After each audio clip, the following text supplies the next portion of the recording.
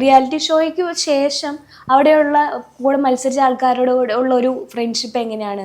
ഇപ്പോഴും ഉണ്ടോ? വിളിക്കാറുണ്ട്. അതിനുശേഷം അന്ന് സിനിമയിലെ അവസരങ്ങളൊന്നും കിട്ടിയില്ല.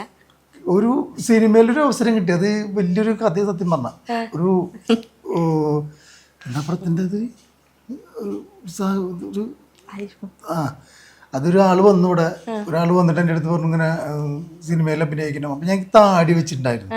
ഇതിന് മുന്നൊക്കെ എനിക്ക് താടി ഉണ്ടാവും, ഒരു 6 മാസമായി ഉണ്ടാവും എൻ്റെ താടി ഇല്ലല്ലോ. അപ്പോൾ തല മുട്ടടിക്കണം, താടി കളയണം എന്ന് പറഞ്ഞു.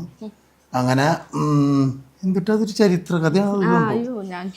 അതിനു വേണ്ടി പോയി അങ്ങനെ കുറച്ച് അതിൻ്റെ മറ്റേ സാധനമൊക്കെ എടുത്തു. കുറെ കഴിഞ്ഞ് വന്നു. പിന്നെ എന്നിട്ട് എൻ്റെ അടുത്ത് പറഞ്ഞു ഇനി പ്രൊഡ്യൂസർ ഒന്നും ഉണ്ടാക്കാൻ. പ്രൊഡ്യൂസറിന് നിങ്ങൾ സ്വയം ഉണ്ടാക്കണം.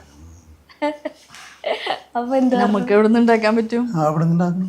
ചാൻസ് വേണ്ട, ഞാൻ വീട്ടിൽ പോയിക്കോളാന്ന് പറഞ്ഞു അല്ലേ? എനിക്ക് താല്പര്യമില്ലാന്നു. പിന്നെ വിളിച്ചു, ഞാൻ പറഞ്ഞു താല്പര്യമില്ലാന്നു.